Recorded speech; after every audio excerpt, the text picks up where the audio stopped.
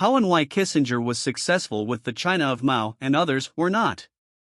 Henry Kissinger's success in normalizing relations between the United States and China during the 1970s was a result of a combination of factors, including diplomatic skill, strategic thinking, and the geopolitical context of the time. Here are some key reasons for his success. Secret diplomacy. Kissinger engaged in secret diplomacy, conducting a series of secret meetings with Chinese officials, including his famous secret trip to Beijing in 1971. This approach allowed for a level of confidentiality and discretion that paved the way for a breakthrough. Realpolitik and geopolitical considerations.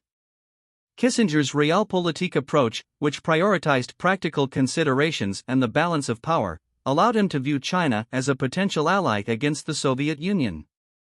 This strategic shift in U.S. foreign policy was influenced by the desire to counterbalance Soviet influence during the Cold War. Exploiting Sino-Soviet rift. Kissinger recognized and exploited the growing rift between the Soviet Union and China. By reaching out to China, the U.S. aimed to weaken the Sino-Soviet alliance, ultimately contributing to the broader strategy of containing Soviet influence. Personal relationships. Kissinger developed personal relationships with key Chinese leaders, including Zhou Enlai.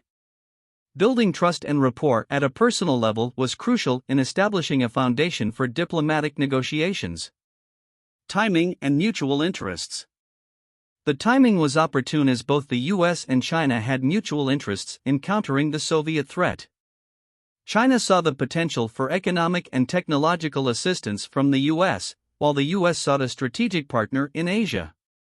Ping-pong diplomacy. The informal exchange of table tennis players between the US and China, known as ping-pong diplomacy, served as an icebreaker and contributed to creating a more positive atmosphere for diplomatic discussions. Recognition of the One China principle. The US under Kissinger and President Richard Nixon accepted the One China principle, acknowledging that there is only one China and that Taiwan is part of China. This was a significant diplomatic concession that facilitated improved relations. Public opinion and domestic factors. The U.S. public's weariness of the Vietnam War and the desire for a more pragmatic foreign policy contributed to a receptive environment for rapprochement with China.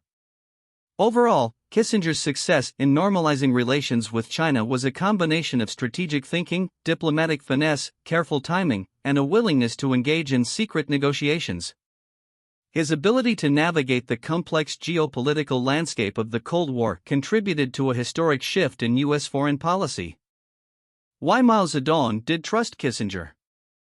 Mao Zedong's trust in Henry Kissinger during the secret negotiations that led to the normalization of relations between the United States and China can be attributed to several factors. Secrecy and discretion. Kissinger engaged in secret diplomacy, ensuring that the negotiations were kept confidential. The discreet nature of the talks allowed both sides to explore potential rapprochement away from the public eye, fostering an environment of trust. Personal diplomacy and relationship building. Kissinger invested time in building a personal relationship with Chinese leaders, particularly Premier Zhou Enlai. Personal rapport and trust between diplomats can play a crucial role in the success of negotiations.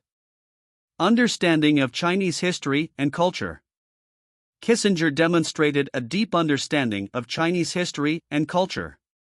His familiarity with Chinese philosophy and history, including the writings of figures like Sun Tzu, may have contributed to building trust with Chinese leaders.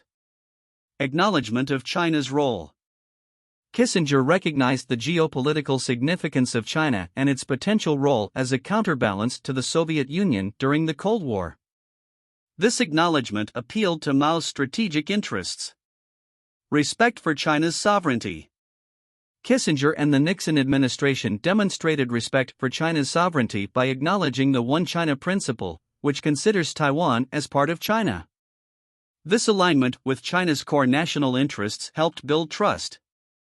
Ping-pong diplomacy. The informal exchange of table tennis players between the U.S. and China, known as ping-pong diplomacy, served as an early positive interaction. This informal contact helped create a more favorable atmosphere for diplomatic discussions. Recognition of mutual interests. Both the US and China recognized common interests, such as countering the Soviet threat. This shared strategic concern provided a basis for cooperation and trust building. Mao's pragmatism. Mao Zedong was known for his pragmatism and strategic thinking. Recognizing the changing global dynamics, Mao saw an opportunity to leverage improved relations with the US to advance China's interests. The culmination of these factors contributed to the establishment of trust between Kissinger and Mao, ultimately paving the way for the historic visit of President Richard Nixon to China in 1972 and the normalization of relations between the two countries. The success of these diplomatic efforts was a testament to the skillful diplomacy and strategic vision employed by Kissinger and the leaders on both sides.